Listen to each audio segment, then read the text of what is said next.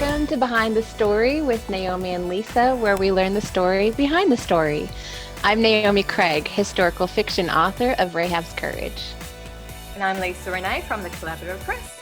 I'm also a romance contemporary author of the Single Again series. So welcome today, and we just want to first up draw our winner from last episode. Our New Year episode, we had an opportunity to win a $10 Amazon voucher. So people just had to share on our YouTube or comment that they've done. And oh, here we go. I'm just going to read your first name because you've got a big long last name. Alina. She shared on Lisa's my YouTube channel. So thank you. We will contact you and give you that awesome voucher. And there were opportunity for people to download our free novellas as well if you want to check out our last episode from New Year's. Over to you, Naomi. All right, today our special guest is Regency and contemporary author Carolyn Miller. Carolyn lives in the beautiful Southern Highlands of New South Wales, Australia, with her husband and her 4 children. A longtime lover of romance, Carolyn loves drawing readers into fictional worlds that show the truth of God's grace in our lives. Carolyn, thank you so much for joining us today on Behind the Story. Thank you so much for having me. It's exciting to be here. And it's very exciting to me because I'm a big fan of Caroline. We have met. We met at an Australian conference before COVID. We missed out on meeting again because of this silly virus. But anyway, I just want everyone to know that Caroline is an awesome Aussie author, but she's just down to earth, very relatable, not high and mighty, although her Regency is very posh and everything. She is not posh and snobby. She's just lovely, and I'm so excited to have her, especially a fellow Aussie author. So I'm really excited that I love her Regency series, and my daughter loves it as well. She's really into historical fiction, so we've got most of her books. But I'm also very excited about this new series that she's got out. She's joined in with Celebrate Lit with the Independence Island series, and she's just restoring Fairhaven, a part of that series. So I want to find out a bit more about that, Caroline. What sparked the story, and how did you come up with the idea? So some people might not know, but I actually started by writing contemporary fiction ages ago, so about 10 years ago or so. And so it was just the fact that a lot of my stories were about Australian characters or used Australian settings that US publishers weren't that interested in. So I thought, well, rather than change a lot of those factors to be more US friendly, I would see if people would be interested in my Jane Austen inspired fiction, which they were. So that's kind of cool. So my contemporary fiction, and particularly this Restoring Fairhaven thing, is a bit of a transition back to some of my roots in terms of contemporary fiction and trying to tell stories that are relatable and so on. So Restoring Fairhaven is about a girl who's taking on her father's business, which is a gardening company. I'm married to a horticulturalist, so it was really fun to be able to pick my husband's brains and, use a lot of his sort of expertise in running a small business into this sort of story, but also the fact that it's relating to a reclusive writer I can relate to a little bit, who happens to be a historical writer. Oh, hello. What a coincidence. Yeah, so it was quite fun to be able to incorporate a few of those things that I know or I can glean from others close to me into this story, and just how, one of my favourite stories is My Stubborn Heart by Becky Wade, and I love that whole idea of how you break out of your sadness and sorrow, and that's kind of the story of the male hero in this story, Restoring Fairhaven, and just being able to sort of incorporate those things has been really fun. So it's the last of the Merriweather, is it Merriweather? I think it's Merriweather Island on the Independence Islands. So I sort of am the last person in each of these sort of. So the next one of mine, which comes out in June next year, will be set on a different island. So it's been lots of fun, though, to sort of bounce ideas off other authors in that series, and just to work together, but also to build a bit of a contemporary readership, so that when I self-publish my own original stories down the track, I've actually got some readers who want to read them. There you go. Now, I've got to admit, I am sorry to say I haven't read any of your Regencies yet, but I've heard so much about you on avid readers and all over, and about, oh, you have to read the Regencies of Carolyn's. And so then my big question was, how is she going to make the gap between Regency to contemporary? And I have since then read Restoring Fairhaven, and I was like, that's how, with Max being a historical author. And I have to tell you, this is revealing.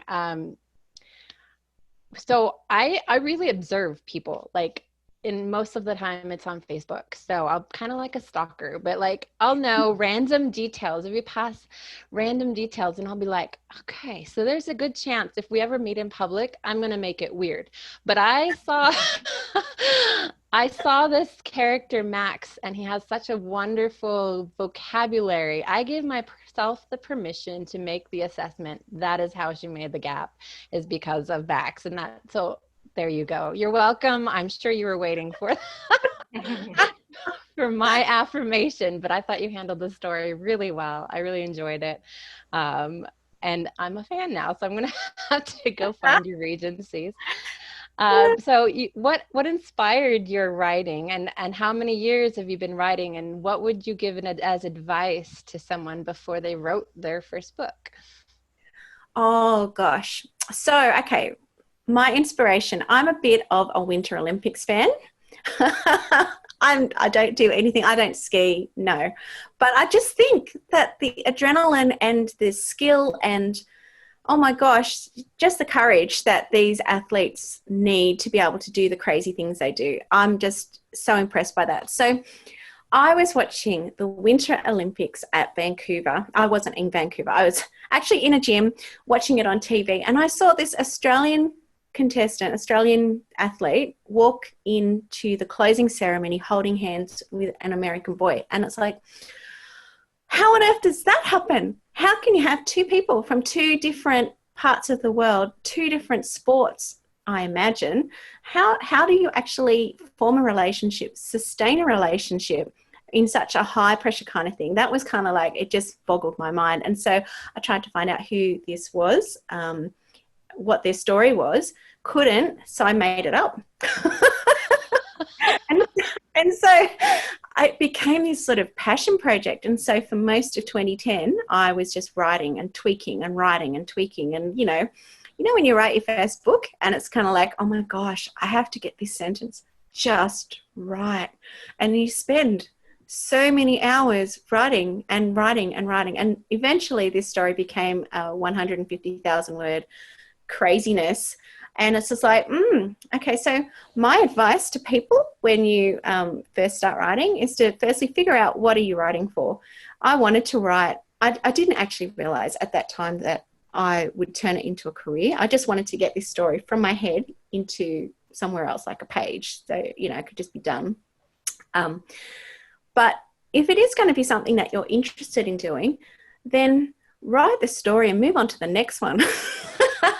Because otherwise, I know people who spend forever and they spend years writing, tweaking. And I just think now, okay, that was a learning process. I learned a lot from that. And I've now edited it down to a more, manageable level. But that sort of stuff I think is really important, because otherwise you can spend forever, tweaking and fine-tuning something that really probably doesn't need it, just needs you to move on to the next thing. Because a lot of those first novels can become practice novels that you kind of learn from. And so I think the most important thing is to finish a novel, but then figure out, are you actually going to do something with it? Is it going to be published for others? Is it going to be published for a certain market? So, for example, I have Australian friends who are writers who are very frustrated that US agents, etc., are not interested in their Australian-based stories. And it's like, okay, well, that's because a lot of them can't necessarily relate, or you know, they think that the market is mostly interested in US-based stories, which, you know, I think that's changing, but there's still an element of frustration. That's why can't people be interested in our stories? We always read their stories, etc., etc. Would you relate? Would you agree, Lisa, that that's something? Yeah, it was when Steve Lobby said, you know, a publisher will think 40% less sales if it's on a different out of America with non-American characters. I was like, ah. And so I changed my first, I'd already had, because I'd indie published, I was able to change the character, but I changed one of them to American, and I was about to release another one. I changed one of their characters to American. Yeah. And the next one. And so, yeah, Americans want to be able to relate. And then when he said, you know, if you want, someone's going to write a story in Singapore, you know, I was thinking, yeah, I probably wouldn't be really into that. But if there was maybe an Australian going to Singapore, I don't know. Yeah. So I can understand it. So yeah, definitely good advice. And it is a bit controversial for us Australians, but we don't really have the big Christian market, you know, even how many Christians we've got, but then who are actually readers. So we do need to consider international markets, definitely. Absolutely. And that was part of the plan. So it's just like, okay, let's, you know, start off with the English stuff, because you can't really argue with Jane Austen. I mean, hello. And then do this Independence Island series and sort of build my readership, and then, you know, publish the books that I guess I really love. Awesome. Great.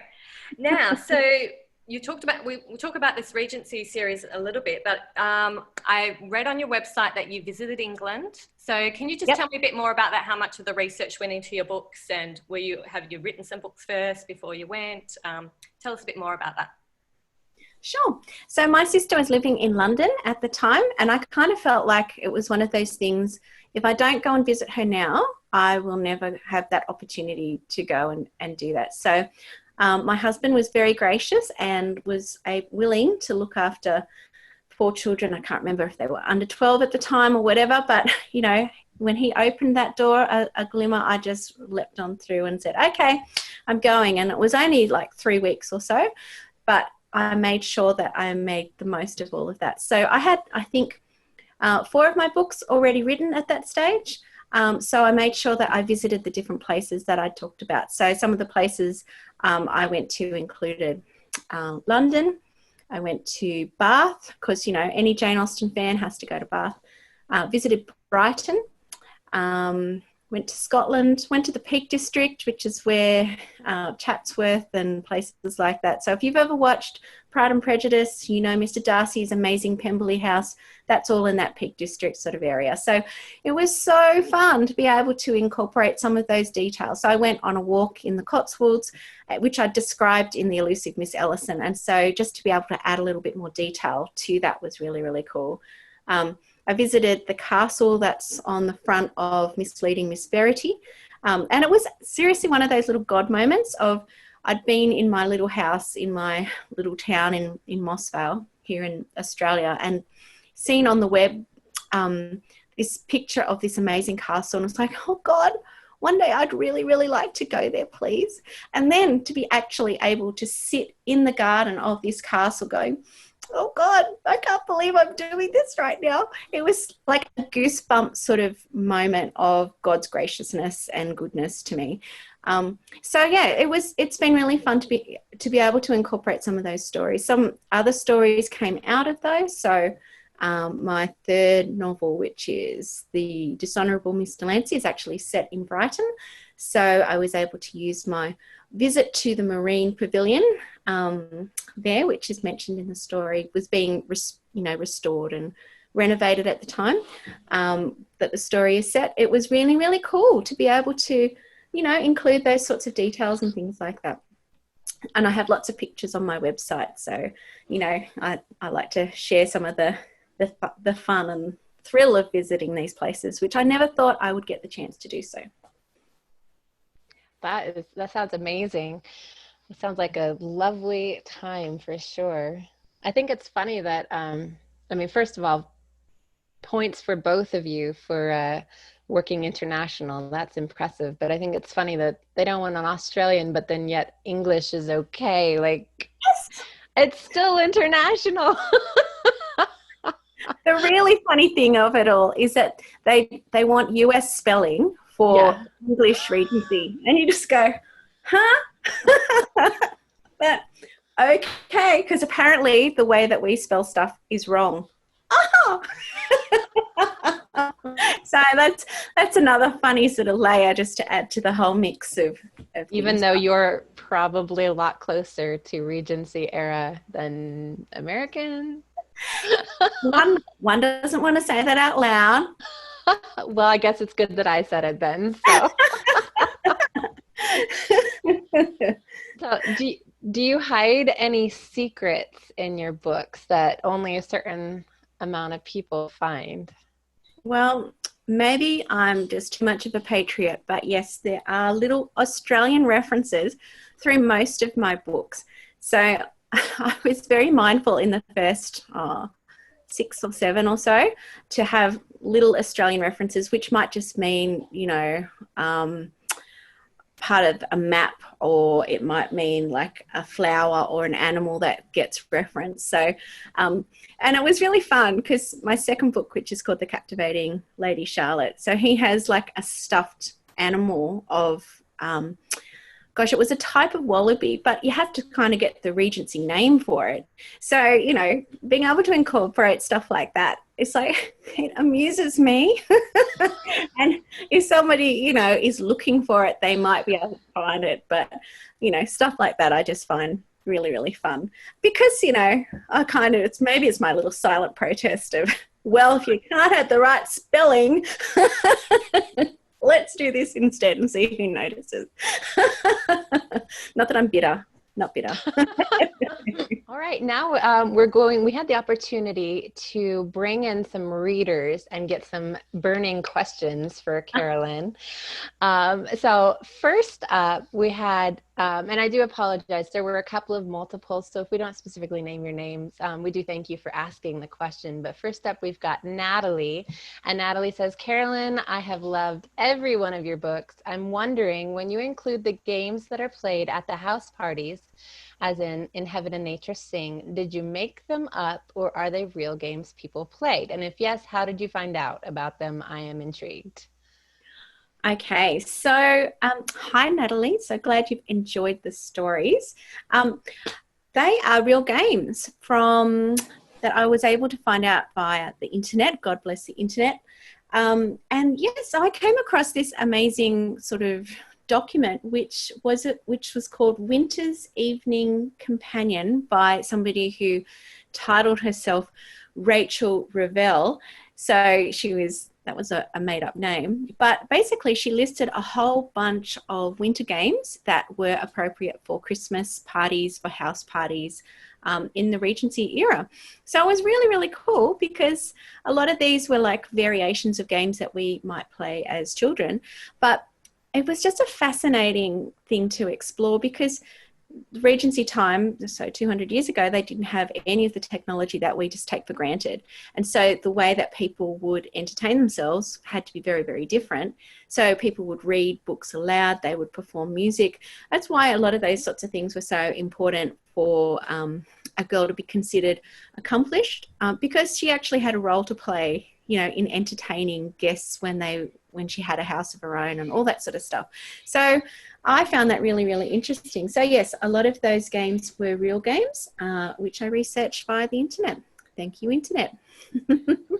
And Natalie also says, are there old diaries or housekeeping records from these country estates that you read? Side note, I can't imagine anything better than a couple of weeks in a grand country estate in winter at Christmas time. Fine food, fun games, and a bit of romance. Heaven. I can't imagine anything much better either, especially as an Australian where our Christmases are sunny and summery and all the rest of it. That would be really fun. Yes, there are old diaries and housekeeping records, but I don't tend to go into too much detail with those. It's good to know they're there.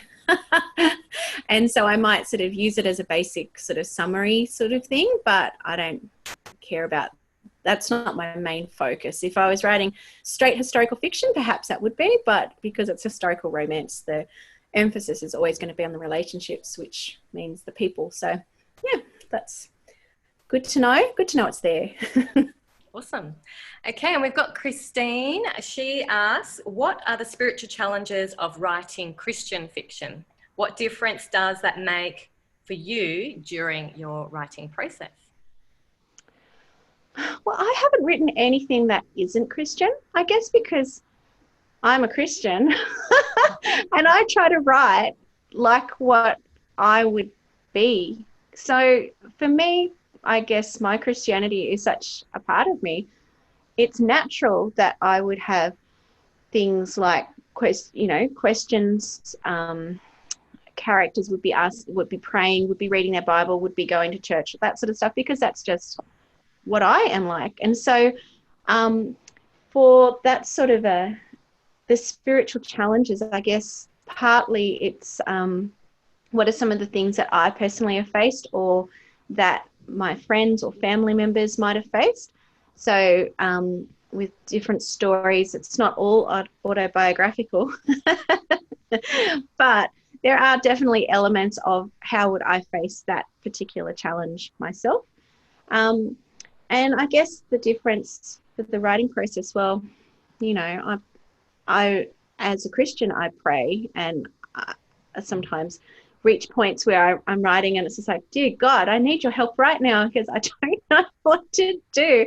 And I really do see answers and things that look really, too tangled. God can sort of go, oh, and there it is. There's some answers. So, yeah, I guess that's one of the things I see with writing Christian fiction. Yeah.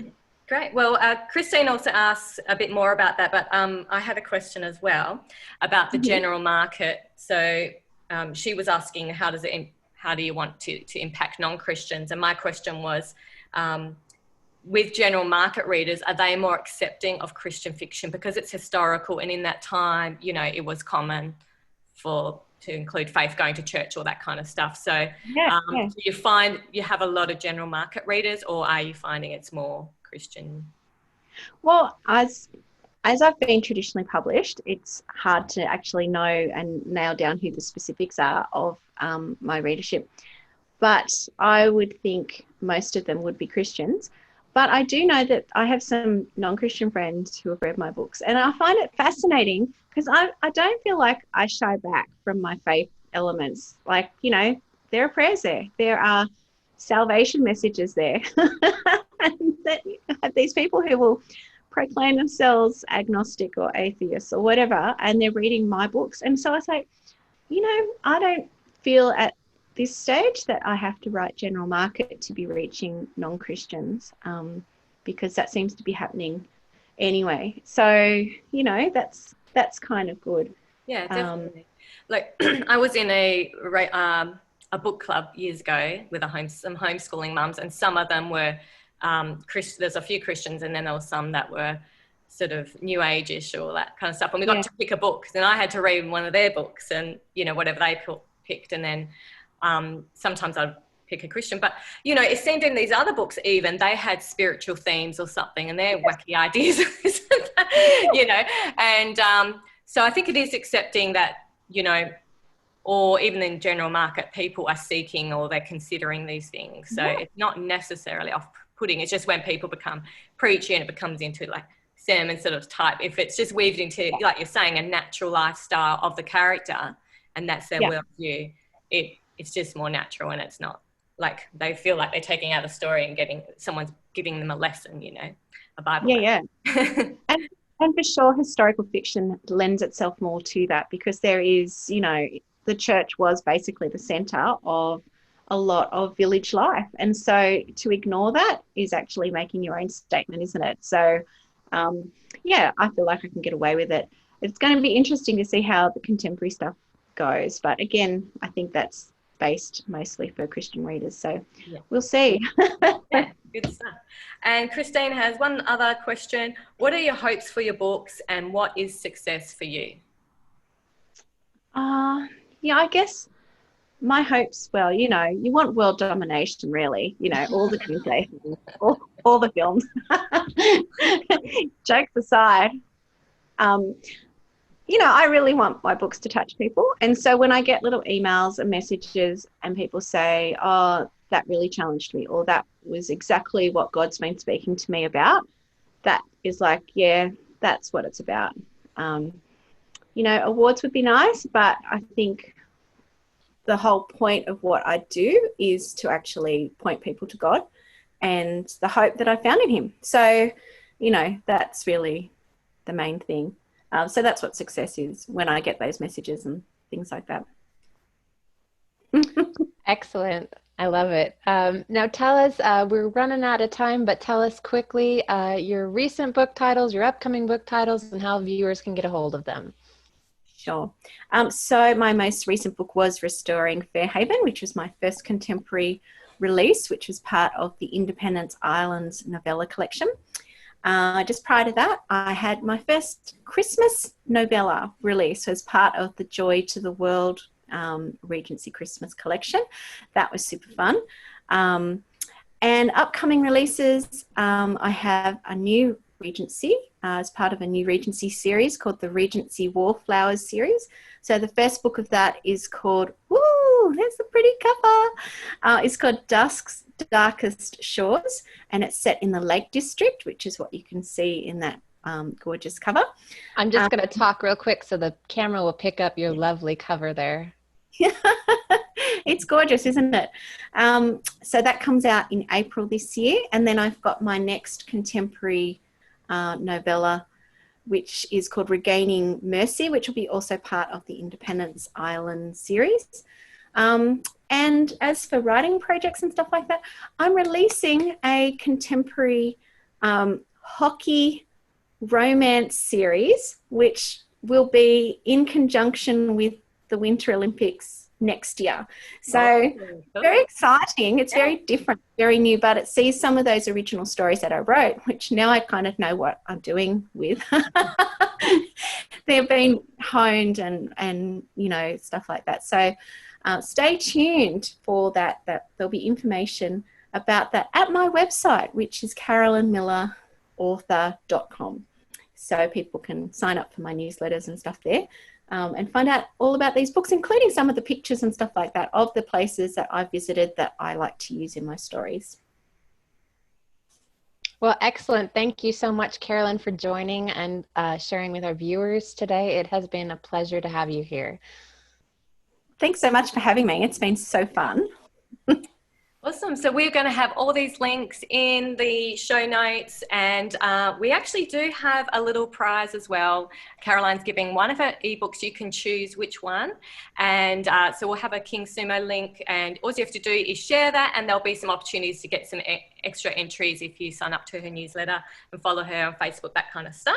So that'll be in the links. And if you enjoyed Behind the Story, please just like Naomi or myself or the Collaborative Press YouTube channel, and don't forget to click on the notification so you'll find out what we've got coming up soon. We've got some great authors lined up this year, so it's very exciting. Yes, in the links, Lisa and I both have a novella for free for you, just for signing up for our newsletter. Mine is biblical fiction. It's Balaam's story. It's called On Desolate Heights, and about his talking donkey. Awesome. And I've got Act 1, To the Polarized Love. Okay, so we've got an American over here, and he visits Rottnest Island. It's an Australian island where there's some rare marsupials called the quokkas. And in the story, they are going extinct, and Beth is on a mission to find out what's going on, and Lachlan comes to the rescue and helps her along with that. So that is a real fun, sort of like a rom-com style. The first 6 chapters is a lot of fun and stuff. And then if you like it, the full novel is on Kindle Unlimited. But yeah, we'll have those links there, and you can grab our free novellas. And don't forget to enter, just share this episode, and you can be in the draw to win one of Caroline's ebooks. Woo! Thank you so much for joining us today for this edition of Behind the Story. Until next time, let us run with endurance the race that is set before us, looking unto Jesus, the author and finisher of our faith. Thanks for joining us. So thank you again for joining us today on Behind the Story with Naomi and Lisa.